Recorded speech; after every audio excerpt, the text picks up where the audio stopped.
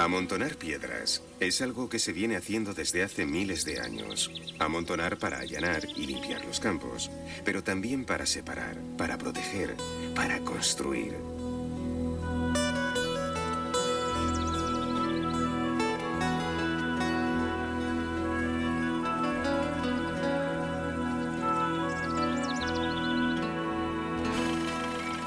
Los romanos fueron especialmente buenos en eso de construir con piedras, pero con las invasiones bárbaras sus técnicas casi se olvidaron. Sin embargo, durante la Alta Edad Media, en muchos lugares de Europa intentaron recordar las formas en las que habían sido hechos los templos romanos. Por eso, a aquel arte incipiente se le denominó románico. Ha pasado tanto tiempo que mucho fue destruido desde entonces. Pero hay una ciudad de España que conserva el mayor número de iglesias románicas de toda Europa. Nada menos que 22.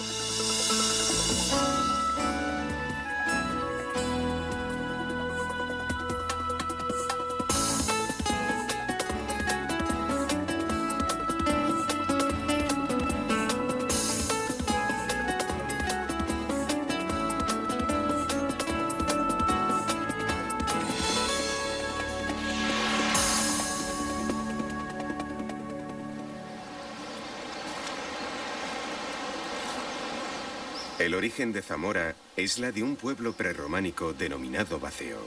Los romanos vivieron en ella desde el siglo II a.C.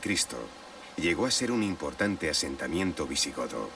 Tras la batalla de Calatañazor, fue conquistada definitivamente a los musulmanes y desde entonces tuvo un fulgurante crecimiento. Sin embargo, a partir del siglo XIII, decadencia y olvido fueron de la mano.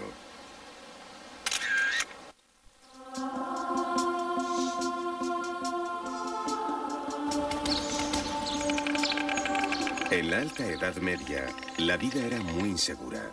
Pestes, enfermedades, infecciones, invasiones, hambrunas. El hombre huía de la angustia de la vida cotidiana y volvía su mirada hacia un Dios protector, cuya presencia se hacía más patente en las iglesias. A menudo la iglesia era el único edificio de piedra en muchos kilómetros a la redonda y casi siempre el más alto y solemne. El campanario era una referencia visible para los que venían de lejos. Si nos ponemos en el lugar de aquella gente, podemos imaginar lo que podía impresionar una ciudad con tantísimas iglesias como tenía Zamora.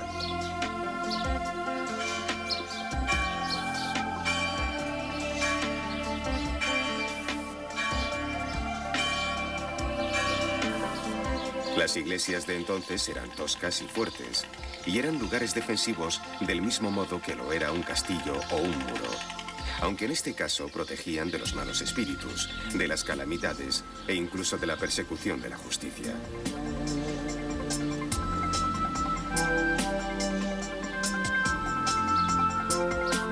En su interior solían tener una nave central que conducía hacia el ábside.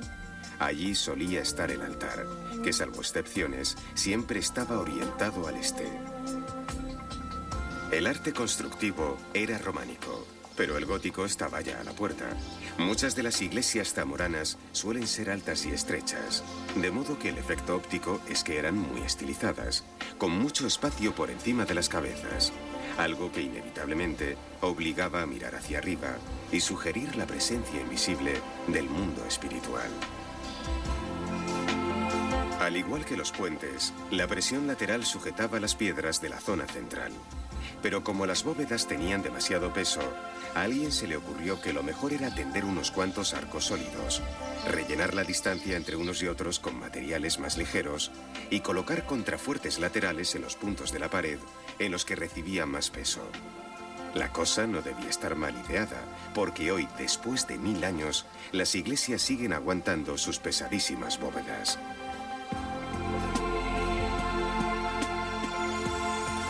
En aquella época casi nadie sabía leer, de modo que los relieves y los capiteles eran una oportunidad para recordar escenas bíblicas. Pero como no tenían ocasión de contar cada relato, elegían la viñeta más significativa.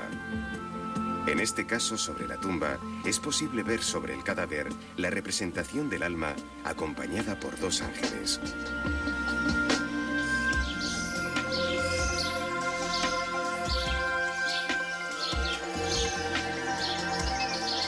Hay que imaginar a los prelados explicándoles a labriegos y pastores quiénes eran aquellos personajes y lo que significaban dentro de la historia sagrada. Los artistas eran verdaderos genios en el arte de sintetizar. En otras ciudades, el progreso ha destruido muchas iglesias, pero Zamora ha quedado suspendida en el tiempo. Ese es su lastre y ese es también su privilegio. En cierto modo, ese olvido es lo que nos permite disfrutar de su trazado medieval y la abundancia de sus templos. Aunque en ocasiones, el precio del rápido desarrollo implique estar encajonado indignamente. Recorrer Zamora es pasear por una ciudad a medio camino entre la vida de las provincias y la modernidad de cualquier sitio. Tiendas de marcas conocidas donde cada vez es más probable encontrar lo mismo que en las grandes ciudades. Y también productos únicos. Durante siglos las mantas zamoranas protegieron el sueño de muchos españoles. Hoy los edredones las han convertido en souvenir. Aquí tiene usted la manta zamorana, la que usted me pide.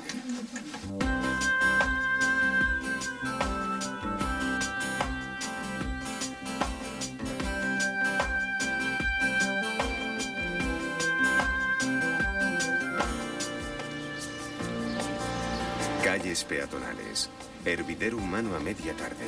Cuando los niños regresan del colegio, la gente deja los trabajos y es tiempo de compra o paseo.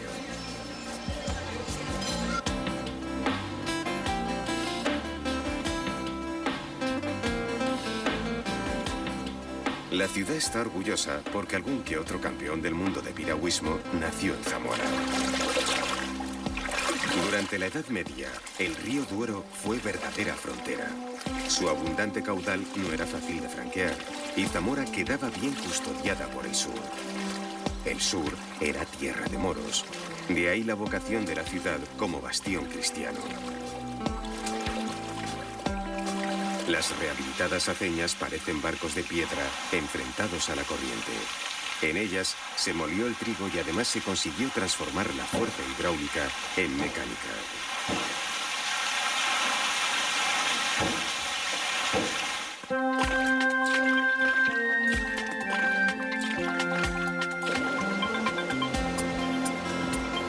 Los malintencionados dicen que Zamora solo tiene dos estaciones, el invierno y la del ferrocarril, pero no es cierto. En verano la gente se baña o pasea por la playa de los Pelambres, que con mucho humor aquí la llaman Benidorm. Y en primavera, los zamoranos son muy amigos de romerías, de salir al campo y comer con la familia al aire libre. El bosque de Valorio es uno de los lugares más frecuentados y está tan cerca que ya es una prolongación de la ciudad. Los heroicos islotes de piedra que aún soportan la fuerza de la corriente son los restos visibles del puente romano. En comparación, el puente de piedra es muy joven, solo tiene 900 años. Fue construido en el siglo XII y ninguno de sus 15 ojos es igual a otro.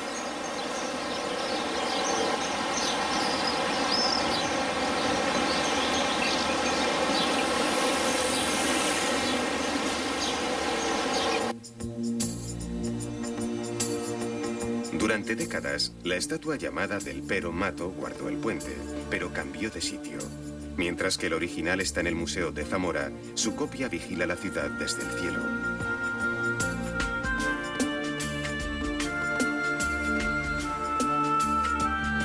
Las murallas de Zamora aún son impresionantes. Durante mucho tiempo a Zamora se la llamó la bien cercada. En la actualidad, las murallas rodean parte de la ciudad y su aspecto robusto hace pensar en lo difícil que debió ser intentar franquearlas.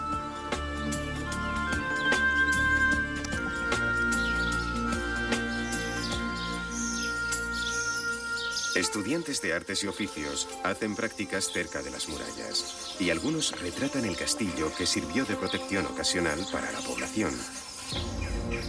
La perspectiva no está alterada. Visto desde el aire, el castillo es un rombo perfecto.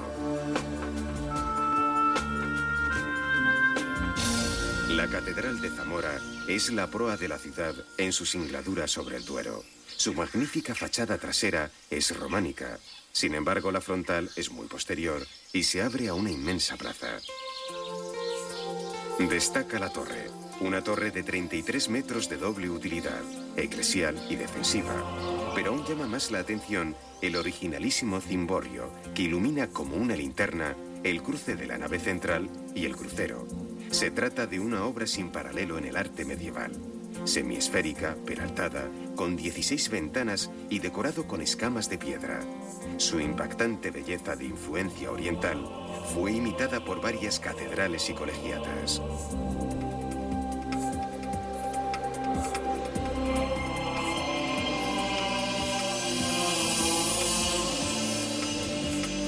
Para empezar, la Catedral de Zamora es la más pequeña y la más antigua entre todas las que existen en Castilla y León. Sin embargo, su interior está lleno de tesoros impresionantes.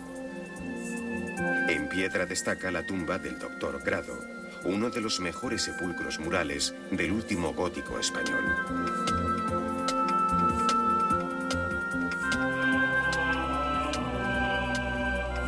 El hierro fue moldeado con un virtuosismo increíble. La rejería de la Capilla Mayor es uno de los más importantes conjuntos del primer plateresco.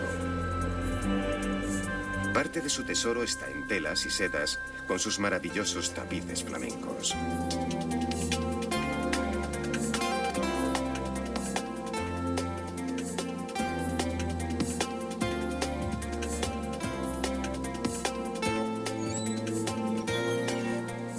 Además de la piedra y la tela, está la madera, el coro. La sillería del coro fue hecha en madera de cedro por el taller de Juan de Bruselas hace ahora exactamente 500 años. Está dedicado al Salvador y necesariamente participaron diversos tallistas.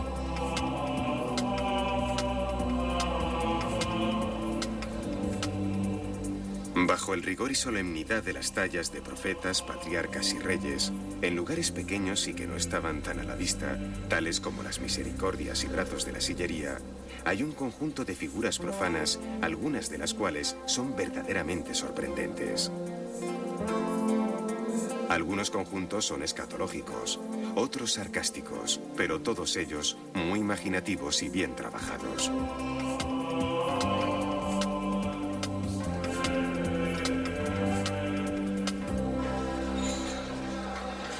Pan, queso y vino. Así se andaba el camino. Nada es más castellano ni evoca mejor el romancero que esos tres elementos que aquí se dan en abundancia. Además de asados, bacalao a la tranca o las sempiternas sopas de ajo. Una gastronomía evolucionada, pero muy bien emparentada con el medievo.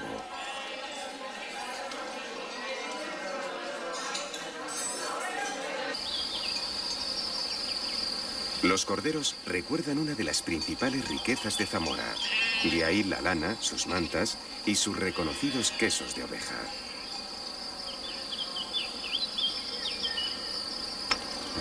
Palomas, palomares, aves domésticas que durante muchos siglos formaron parte de la alimentación cotidiana, han propiciado una arquitectura popular que está siendo recuperada. Los alrededores de Zamora tienen hermosos y nutritivos paisajes. Corderos, trigales, palomares y vides. Toro, conocido por sus vinos, conserva su trazado medieval. El cimborrio de su colegiata no disimula su parecido con el de la capital de la provincia.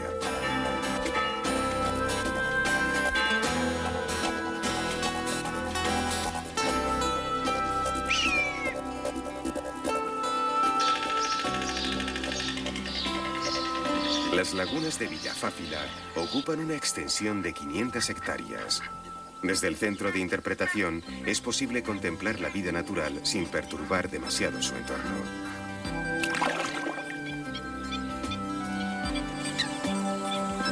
La escasa densidad demográfica de la provincia de Zamora tiene una ventaja evidente: la abundancia de su naturaleza salvaje. Las siempre huidizas avutardas campean por los campos de Villafáfila. Es increíble el esfuerzo de su vuelo. Como se sabe, es la más pesada de todas las de la península, una especie de jumbo entre las aves.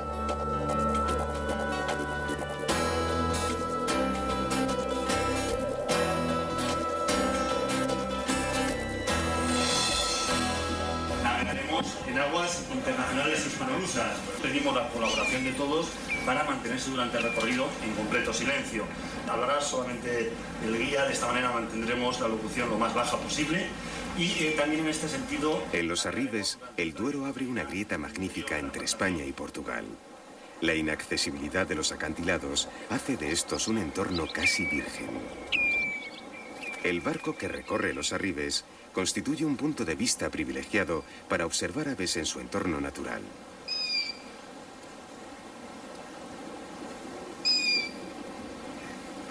El proyecto de conservación se costea con los ingresos del turismo y esto lo convierte en un ejemplo sensato de simbiosis entre visitantes y naturaleza.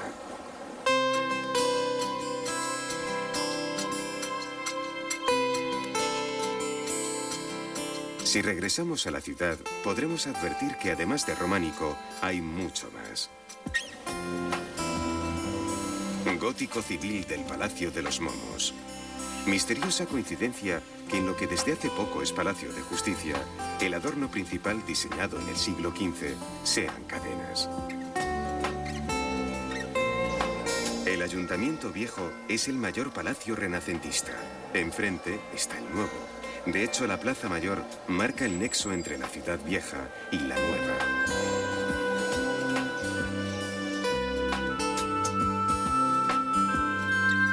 En la ciudad vieja hay otros restos del Renacimiento. Hoy es el patio del Parador Nacional, pero en su día fue la casa urbana de los condes de Alba y Ariste.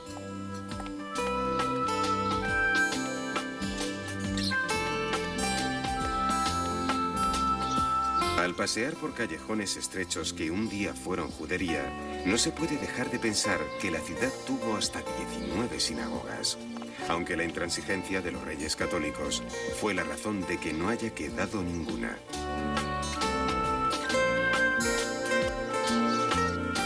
Viriato es un héroe lusitano, o zamorano, que no se sabe, ya que, como se puede comprender, no hay partida de nacimiento a la vista, y España y Portugal estaban aún por inventar. Viriato se enfrentó con éxito a los romanos y su brazo destaca en el escudo de la ciudad. En lo que había sido Hospital de la Encarnación, contrasta las líneas clásicas de su patio con la entrañable estatua del escultor Ramón Abrantes.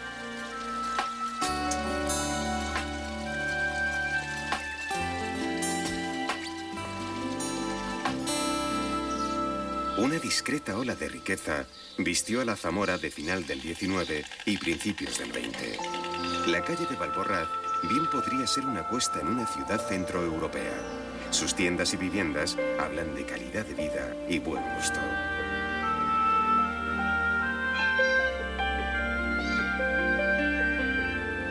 Como en muchas otras ciudades, el crecimiento burgués de principios del siglo XX dio lugar a un estilo que entonces era audaz y rompedor. En Zamora hay un modernismo poco conocido, interesante y sorprendente. El modernismo es algo que uno no se imagina en ciudades de la vieja Castilla.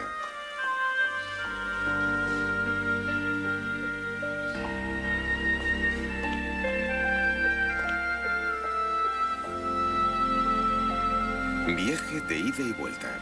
El teatro, que fue teatro en su origen, luego fue cine y en la actualidad vuelve a ser teatro.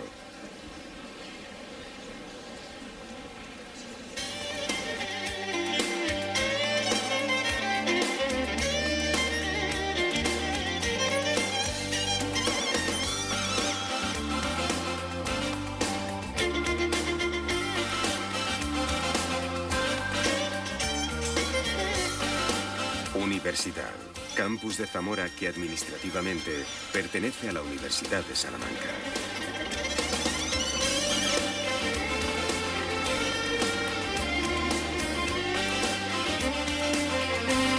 El escalón como butaca, foso en el centro del campus, simulación moderna de los teatros griegos. El grupo aficionado de estudiantes que solo pretende ejercitarse y divertir.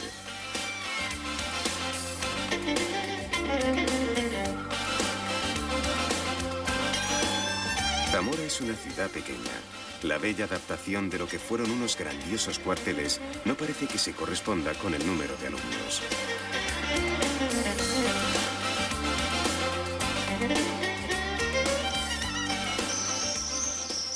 Fachada espléndida del Palacio del Cordón, pero ¿qué hay detrás? Visto desde aquí, uno no se imagina que está ante uno de los museos provinciales que ha sabido combinar con gusto la modernidad de su arquitectura con la antigüedad de sus fondos. Los museos provinciales son algo más que almacenes humildes que guardan lo mejor del patrimonio arqueológico de una provincia. Sus fondos proceden de descubrimientos, pero también de donaciones. Son entrañables y didácticos. Casi nunca buscan el protagonismo, pero la suma de todos ellos constituye un abundante tesoro nacional. ¿Juráis silencio durante el recorrido de esta santa procesión?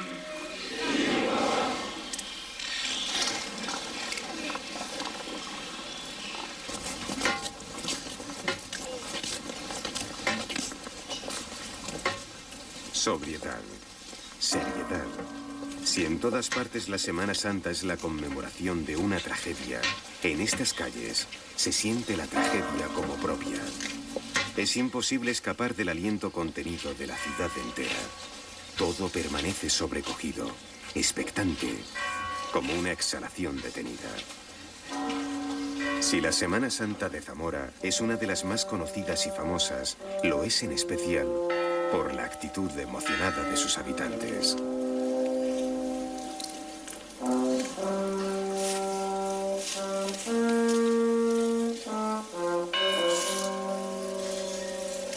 En la Semana Santa, la ciudad entera se vuelca.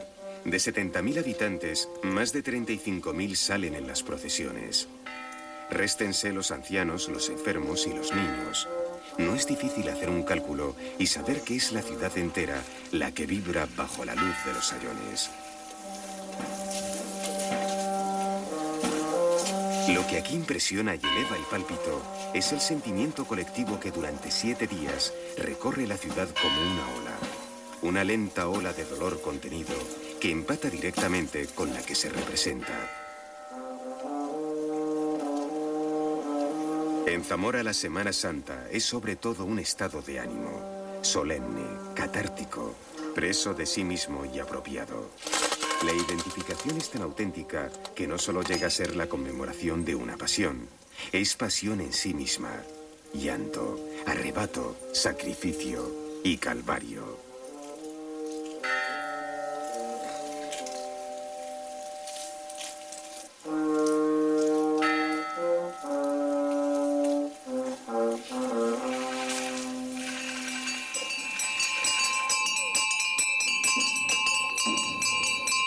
El barandales abre muchas de las procesiones zamoranas y ha resultado ser una de las figuras singulares de la ciudad, al punto de erigirle una estatua.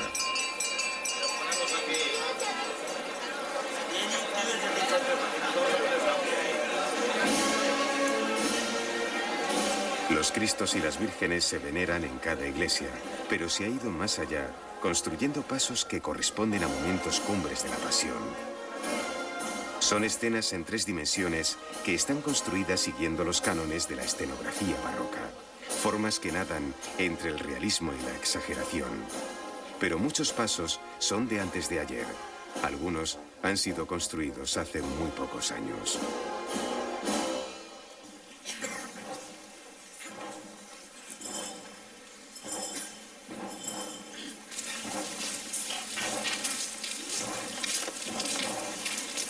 En la mitad de la noche, el miserere rompe el silencio.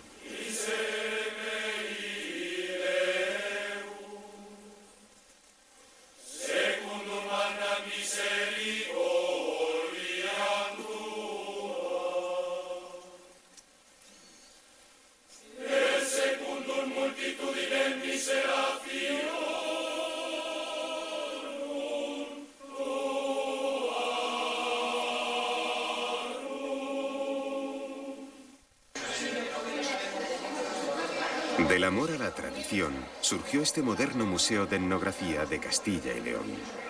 El museo es un moderno edificio donde se guarda lo que nos recuerda los modos de vida de un pasado campestre, cercano en el tiempo y sin embargo ya tan lejano. Útiles que lo eran hasta antes de ayer y cuya rápida defunción es la otra cara del desarrollo. Es un telar completamente artesanal, no hay ninguna preocupación estética, ni siquiera en devastar un poquito la madera. Es una cama de la provincia de León, es del siglo XIX y tiene una decoración única. No se ha encontrado ningún ejemplar parecido todavía. Ven que está decorada con ángeles.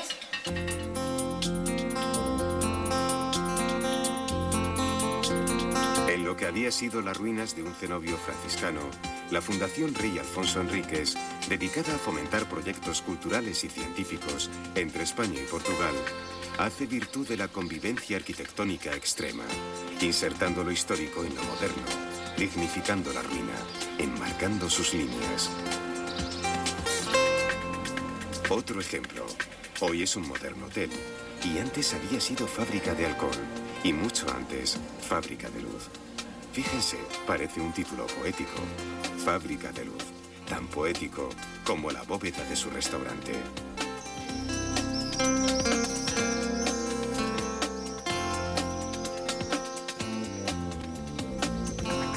Románico, industrialización, posmodernidad. Este encuadre resume muy bien Zamora. La Zamora que fue y la que quiere ser.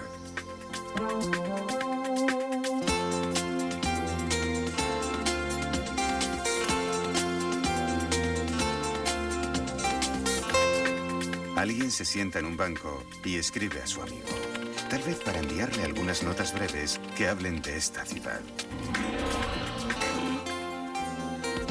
Zamora, lugar fronterizo, más allá del invierno, más allá del río, durante un tiempo infranqueable, durante siglos la bien cercada, hoy al alcance de la mano.